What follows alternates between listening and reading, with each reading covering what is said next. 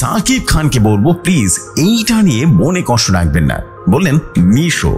ঘটনাটি 2 বছর আগে আফরান নিশোর অভিষেক সিনেমা সুড়ঙ্গ মুক্তি পাওয়ার সময়, সে সময় সিনেমার প্রচারণার বিভিন্ন সময় সাকিব খানকে নিয়ে মন্তব্য করেছিলেন আফরান নিশো, যা নিয়ে সামাজিক যোগাযোগ মাধ্যমে তুমুল বিতর্ক শুরু হয়ে যায়। তবে এই বিষয়ে একেবারেই চুপচাপ থেকেছেন সাকিব খান, যা বলার ভক্তরাই যেন বলে দিয়েছিলেন। কিন্তু নিশো সম্ভবত মানসিক অশান্তিতেই ছিলেন এই বিষয়টা নিয়ে, তাই 2 বছর হলেও বিষয়টা ক্লিয়ার করলেন। কৌশলী হয়ে সে এক প্রকার ভুলও স্বীকার করে নিলেন।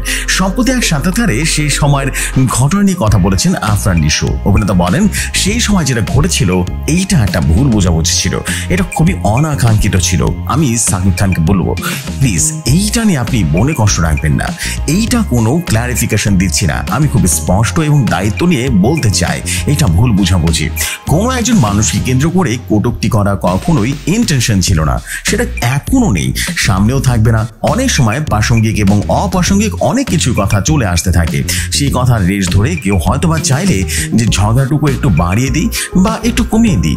আমার জায়গা থেকে কারো ব্যক্তিগত বিষয় নিয়ে কথা বলার দৃষ্টতা আমার নেই, কখনো আমি দেখাও নেই। এরপর সাকিব খানের কথার জেরে আফরান নিশো বলেন, যাকে নিয়ে কথা হচ্ছে সে আমার অগ্রজ এবং ইন্ডাস্ট্রি আমার সিনিয়র, তাকে আমি যথেষ্ট সম্মান করি।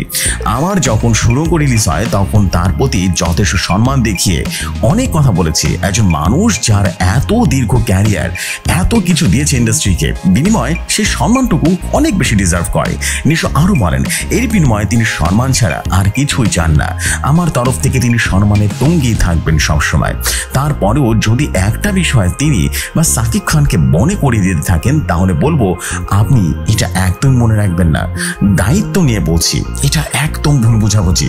সাক্ষাৎকারের একেবারে শেষে এসে প্রশ্ন করা হয়, সাকিব খান এবং আফরান নিশো 2 অভিনেতা একসঙ্গে সিনেমাতে পাওয়া যাবে কিনা? উত্তরে নিশো বলেন, এখন পর্যন্ত আমার কাছে এমন কোনো প্রস্তাব আসেনি, এরকম কিছু হলে আমি ডেফিনেটলি খুব খুশি হব এবং খুবই আগ্রহ নিয়ে সে কাজটা করব। সো বন্ধুরা, এমনই সব নিত্য নতুন নিউজ পেতে, বিনোদনমূলক, আন্তর্জাতিক এবং ভাইরাল সব নিউজ পেতে রেডিও শহরের সাথেই থাকুন।